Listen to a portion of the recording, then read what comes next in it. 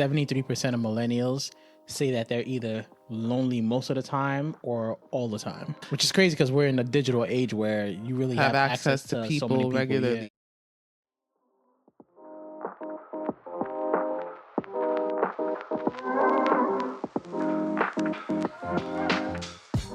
Welcome to the NOIRPOISED podcast, where wisdom is power is more than just a motto. You know what I noticed? That a lot of people tend to feel like they have nobody or they're lonely, despite how many family members or friends or how many friends it seems like they have. Yeah. I often hear people say that they're a loner or they're lonely or they don't really have people that they talk to like that. But you got mad friends. Yeah, I've had that thought. I've actually had that thought about you too. Yeah? Yeah, but I saw a survey by Signia that said 73% of millennials say that they're either lonely most of the time or all the time, which is crazy because we're in a digital age where you really have access to people, so many people regularly. Yeah. And I think I told you this before, but it's one of my pet peeves, surface level conversations. Mm-hmm. I don't like them no more. Like when I was younger, like whatever. But now I'm entering a space where like if I'm in an environment and the conversations are just like surface level, like we're talking about celebrities and shows and stuff, like I lose interest so quick. And in the beginning, I was like, Ruth, just try to get engaged. But now I'm just like, ugh. Who's I'll literally just go mute. I'm like, I'm not into this conversation, so there's no need for me to talk. You know what I mean? But surface level conversations, and I think that's why for me, I prefer one-to-one intimate meetups versus like group settings. Yeah. Group settings are cool. There's nothing wrong with it. Yeah. I enjoy them. I'm not going to sit here and act like I don't enjoy them. Like when I'm around like a group of my family members or a group of my friends, I have a good time. But it's usually like, it's an event. Like it's, we're here with intention to have fun in that way. But on a like conversational level, I prefer to be with my people on a small, intimate type of gathering thing. And I think it's because of situations like this. Like I want to be able to engage with you on a certain level that won't really be able to be attained if there's a group of people there. Yeah. But anyways, let's go back to the topic. So I've heard a lot of people say that they feel lonely.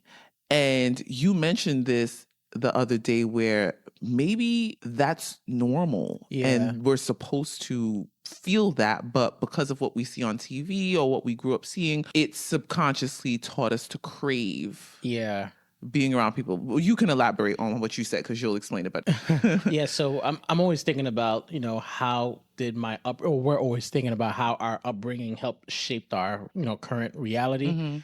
And growing up, or whether it's in movies or shows, specifically for the men, there was always a group of guys. And I think for women too, there was always I didn't notice that. I honestly didn't.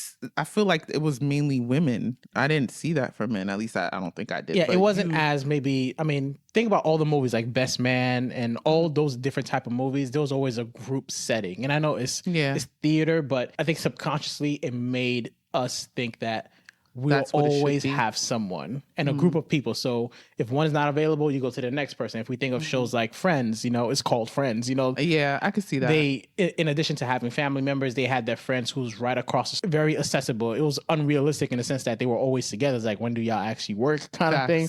But I personally believe that subconsciously it made us think that we should have that. And I think part of that lonely feeling comes when we realize that our life did not necessarily imitate what we see on TV. So it kind of makes us feel like there's something missing. But you don't stop to think that maybe it was supposed to be like that, but the modern day society, like how things are right now, has changed so drastically because of the digital age that people don't feel the need to be around each other physically anymore because you can just shoot a text. You can just make a phone call, send a voice note, send a video. It's not as like interactive as it was back then. Because as you're saying that, I'm like thinking of when I was growing up, and I think I mentioned like my mom and her siblings or her cousins and stuff. There was always someone over.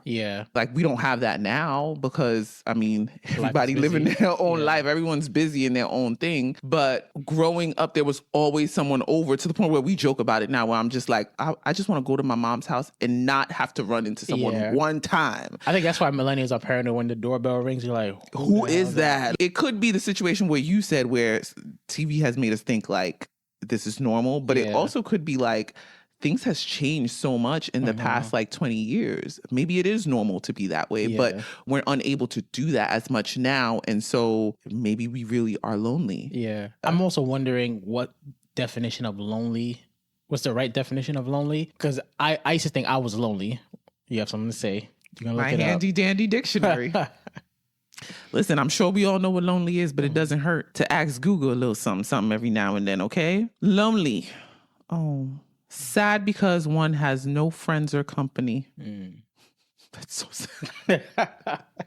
Without companions. That's so sad. So that's Google's definition of lonely. It is sad. But so in other words, a lot of us aren't really lonely. Yeah. A lot of us aren't really lonely, but we just feel alone in certain seasons and moments. Right. And I'm wondering if it's sometimes by choice. Like growing up, I used to think I was, lonely and it wasn't my fault. Like I wanted more people like around me kind of thing. But then I noticed like I kind of chose that route in the sense of I didn't build relationships. I had relationships, but I didn't necessarily build up on them. There was a lot of times I chose to stay away for whatever reason. And I think a lot of people have that mentality currently today where I'm not going to be the one to reach out, but I want you to reach out to me. I don't remember the exact number, but I did see that there was data to show that people wish someone reached out more. And we'll hear all the time. I think I showed you a video of a guy who said, I think he said something to the extent of, I'm 43 years old and I have no close friends. He said, at least to him, that he tried, but he has no close friends. There was a outpouring of support. A lot of guys saying, hey, I'm the same way. Like, I know people, I have my family, but I don't necessarily say I have friends. And sometimes I wonder if it's because guys don't necessarily know how to build on things. Yes. We have a lot of fanship. We have a lot of I'm into boxing. Like there's people who I know where I only speak to you about. You know nothing about their lives. Yeah, about boxing. I don't know your mama's name. I don't know if your father's in your life. I don't know how many siblings. I have fanship, and sometimes it leaves those gaps in between. Like, okay, I don't want to talk about boxing. I just want to talk about life. And there's a handful of people that I can comfortably do that with, and that's just recently. Yeah, I was just about to say that's like within the last year to more people. Even my siblings, I had to stop and think like, why don't I ask them about life more often? We're always texting about different topics, but why don't I talk about life more and be honest with myself as far as, hey, this is how I'm feeling. Stop giving a standard answer of, no, I'm good. Life is life kind of things. No, I'm genuinely clapping. Like, I think that's dope that you actually recognize that and made a shift, because I do notice there is a difference between men and women when it comes to this. Most times that I've heard it, it came from men our age. And I'll look at them and be like, but you got those but these people walked in your wedding, but wait, I see you hanging out with, I'm confused. But I started to realize that, no offense, I said this to you, but on a general aspect, I personally think, and this is my opinion, but I personally think men stay at surface level conversations, like a TV show or a game or this or that. Not judging, but I do notice a difference, and I think that's why a lot of y'all do feel that way. Yeah, I'm not gonna lie though, it feels weird sometimes. Yeah, because you're not. If you're in your 30s. You've been doing this forever, so of course it's gonna feel weird. It feels weird for us too. Yeah, like for me, to be honest with you, it definitely feels weird. But the way I see it is, if you want a relationship, you have to be intentional. That's not just a spouse relationship. It goes with your siblings. It goes with your parents. It goes with the friends that you have. It goes with any family members. You have to be intentional. It can't be like, when I see you, whatever, and then expect to get closer as time goes on. We mentioned this in the episode. Naturally, everyone's evolving. So if you're not being intentional in your actions, you're going to find that you're moving away from people. That has happened to me and people in my life where, like, the ones I stopped being as intentional with, I've noticed a drift, or we don't talk as much, or we don't have as much deep conversations. Like, that's something that naturally happens. You guys, I think, just don't know how to tap into having intentional conversations. How are you? Like, I even seen a clip of Issa Rae on a podcast where they said this, and I was just like, okay, so I'm not bugging, because I've always thought this, but I've never said it outside of you, to be honest with you, because I'm like, I don't want to sound a type of way. But she was like, men don't know how to have conversation. And I was like, it's so true. Like, your boy will come to you and be like, yeah, I'm getting a divorce. You know, Dad, what happened? That's the response you would give him, right? Dad, what happened? Things got crazy, man. I had to let it go. It just wasn't working out. Dad, I'm sorry, man. Conversation over. Sounds about right. But you know why the conversation's over? Men don't want to pry. But I usually don't want to. I'm trying not to cut you off, but I'm gonna cut you off this time. Yeah, I understand that. Yeah, but that's normal in a situation like if you having regular conversation with someone and now you start to force something and you see the person's not into it and you're forcing it. That's one thing. If your boy comes to you and says, "Bro, I'm getting a divorce," you're not prying. No, but listen, and then I say, "Why? What happened?" Question asked. Now elaborate. Nah, she just got too much. Clearly, you don't want to go into details, so I'm not going to ask you a follow-up, to explain. Because if I gave you the opportunity to go into detail, you clearly are not ready to. And let me finish the story. So what will happen in that situation is that young man who went to his bro and said, I'm getting a divorce, bro. And bro said, oh, man, I'm sorry. I lost my wife and now I got no one to talk to. That's what's going to happen. That's what usually happens. I told you this before. I've heard so many different, like, even brothers where, like, they don't communicate or know about the other person's life. Like, the person, and it's not even about prying. It's more so about, like, learning to be there for someone that you care about. Like, if your brother's going through something, out of all people in the world, you would hope that you would be the person he can approach and be like, I just need a shoulder kind of thing. Like, not on some crying thing, but like, men are human too. So if something's hurting you, it's not always okay to deal with that hurt alone. And we see stats about like men are more likely to commit suicide and so on. I honestly think it's little things like these. We be thinking like 100%. It's always like such big extravagant things. Little things build up and then you create these habits that make you lonely. And I think that's the importance. Understand if you're a loner versus you're lonely. Because you can be a loner and not be lonely. I think the difference between men and women, I do think we go through loneliness. Absolutely. I've personally gone through it. But I think it happens in seasons. You know what I mean? Because we're always changing and evolving, that you may have a seasonal shift where you feel like this past year or these past 2 years, I felt a little lonely. I'm not connecting with the people the same way. I'm outgrowing people. And we talked about that. So go to the episode. I'm outgrowing people, but for you guys, it almost seems like it's a lifestyle. And maybe it's not everybody, but the men that I've encountered, it seems like it's a lifestyle where, like, even if they have childhood friends that they grew up with, they never really tapped into understanding that person for real. But I think it's what we've been conditioned to do. Men don't share emotions. Men don't, don't talk too much. Like, something I still actively see, like, you're a man, shut up. Like, you don't always have to share your thoughts or share your feelings. Or advice from men is honestly like, nobody cares. So don't complain about it. Suck it up. Do whatever you got to do. But nobody cares. So even me, I have that attitude, believe it or not, behind my mind. Nobody cares. Just man up. Do what you got to do. And I think if you continuously grow up with that, or the attitude, or the people telling you, men don't cry, all that, I think plays a role and causes us to be unaware of even how to start that process.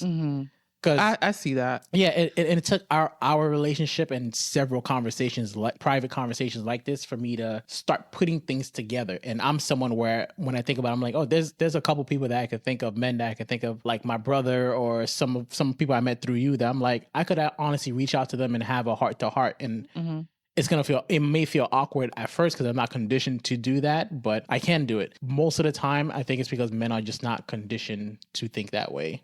And there's something in us that tells us once you share too much, you're getting too feminine, believe it or not. That's so sad. It is sad, but you know what? It's conditioning, and we just have to, like we always say, unlearn to relearn. Learn to break that cycle.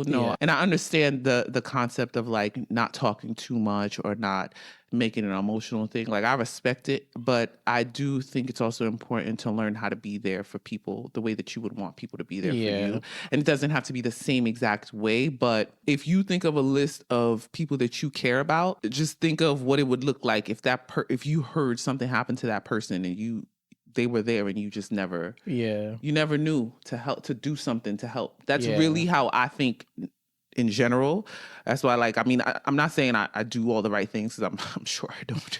But I think that's why it's important to just like hit up people randomly. Yeah. You know, like just check in, because you never know who's feeling what you're feeling. Yeah. That's actually what helps me. Because like naturally when you love someone, you're just like, I don't want you to feel this right here. Yeah. So let me just see how you doing. Yeah. You know what I mean? But I think there's a difference between being a loner and lonely. I don't think there's anything wrong with being a loner. I don't know if you agree, but I actually think I'm a loner. Yeah, I do have a group of people that has been around, you know, from a long time ago. And then I have my day one cousins that I grew up with, or whatever the case is. But I process things on my own. Like, I'm not the type to just openly and be like, this is what I'm going through. This is how I'm feeling. I'm not an open book. Yeah. So that's why I'm like, I do think I'm more of a loner, and I process things alone. I have to sit in it on my own before I actually can even have a normal conversation about it. And it is awkward. Yeah. 100% awkward. But again, it goes back to the intention. So what I've done in some of my relationships where I intentionally want to grow with this person, and I envision this person being a part of my life in some way, shape, or form when I'm like 50, 60, so on and so forth. As awkward as it may be, I try anyway. Yeah. And I think that is something that can potentially work. Like, I'm sure when you first started hitting up your brother like that, it was awkward. I remember you were like, I'm gonna do it anyway. Yeah. You know, and that's what it takes. Like, that's growth, right? It's uncomfortable, but you do it anyway, because you're like, all right, I'm gonna put in the effort. So if it doesn't work, you know, you put in the effort, then you did your part. You know, if it don't work, it don't work. Yeah. But you did your part, and you know that like you're able to be there for someone, or you're able to let that person know that if you need anything, I'm here, kind of thing. And I think that's important to let, specifically for men in general, across the board. We all need it. Because again, women, I think we go through it in seasons. And by this time, you kind of know who your day ones are and who's not. But some people don't, and that's okay too. But I think it's all about recognizing relationships take work. We say it all the time, and it's not just within a marriage. I think it's all across the board. Yeah.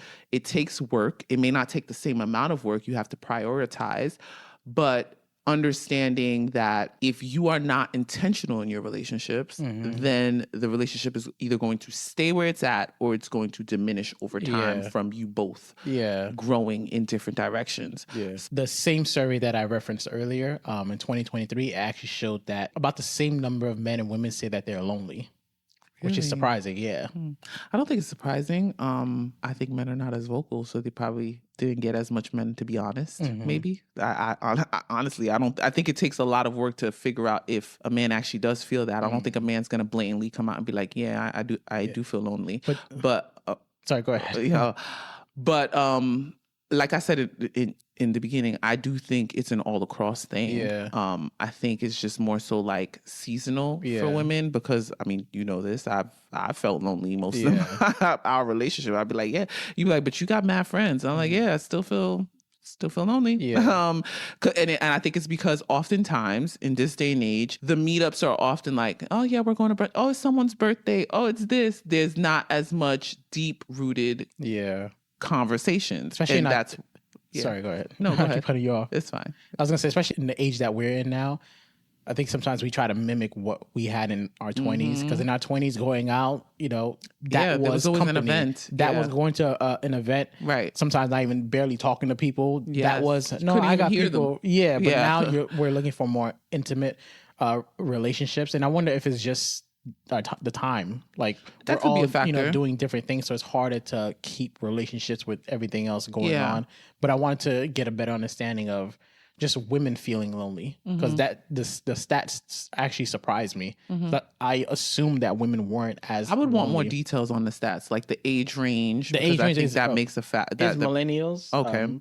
Yeah, because I feel like if it's what's the youngest millennial age right now? They're born in 96, right? Yeah, I think so. Yeah, I feel like the age youngest range is 28, 29. Oh, okay. So the youngest is 28, 29. That's fair. Then that's understandable. Yeah. Because one of the things I think that makes women feel the loneliest is motherhood. And around that age, you're probably entering towards that stage or getting ready to go through it. Yeah. I would think. But then again, no, because I felt lonely before motherhood. I felt lonely for sure before motherhood. Maybe it's just you start to find yourself. Maybe that's what it is. And this is my experience. It's not going to be everyone's. But if I think of my experience, for me, it was because I'm not fulfilled from the events. Yeah. I'm not fulfilled from the birthday extravaganzas. Like, that doesn't really do much for me. I have a good time. Yeah, we laughing, we're dancing, we're having a good time at brunch. But that's not really something that I would say like that restores my soul. It don't. But I do it for my loved ones because I know they love it. And I have fun too. I'm not going to sit here and act like I don't.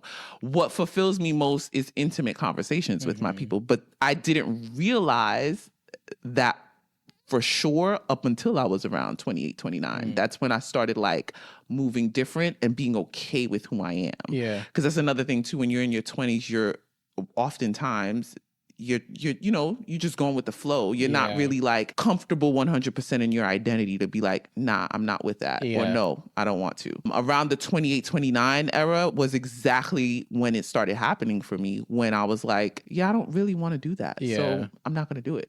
Or I was open with the people in my life and be like, it's not that I don't want to hang out with the others. I just would rather hang out with you, and then I'll hang out with the other one another time. And I started being a little bit more vocal in saying little things like that around that time. So I think slowly but surely the loneliness diminished. It didn't go away completely, but it diminished. And I started to take more accountability and recognize that, like, what can I do to change it too? You know, because sometimes we just want people to see us and understand us without us like revealing. And that's not that's not realistic. Yeah. So I think all those things play a part in leading you towards feeling lonely. Like the evolution that occurs when you start to step into like your womanhood 100% will sometimes feel lonely. Yeah. Because the people that you had before, now they don't know this new version of you.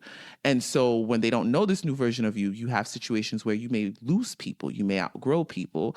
And we talked about that. You may realize that like, oh, as much as I love this person, I actually feel drained around them. Yeah. So all those things can feel very lonely. Around that age too, maybe like you realize like your career ain't it. You maybe start to feel a little drained. I don't know. Around that time, some people are entering relationships. That may cause a shift in the dynamic of the previous relationships that you had, like having a significant other, motherhood, maybe moving out of town. Sometimes people get a little bit more established, and that's the era of them moving away from family and friends and all that they're used to and know. So loneliness can come from so many different things and could have different reasons. But ultimately, if I had to say for women, I just think it's often seasonal. And seasons can be anywhere from like 3 months to like, it could be a year. We don't know. While of course some people may feel lonely across all their lives, but I'm just trying to think of the average, what it may be versus what it is for men, where I hear men saying like, no, loneliness is a lifestyle. You know? If you had to finish the statement, women wouldn't feel lonely if... What would you say? They were understood. Believe it or not, I actually don't think women are understood. Even amongst women? Yeah. Wow. Because I think most times we don't even understand ourselves. I don't think there's enough information and knowledge for us out there, especially when you enter into the different seasons that I just mentioned, especially motherhood. There's not enough information to explain to women the effects of their hormones and how it plays a factor on their emotions, their mind. We joke about it, but we really don't know the results of like your progesterone being this high and, you know, like your estrogen being this high. The average woman doesn't actually fully understand that until they have to. Yeah. And usually they have to around the season of pregnancy and postpartum. Yeah. So I don't think we're understood.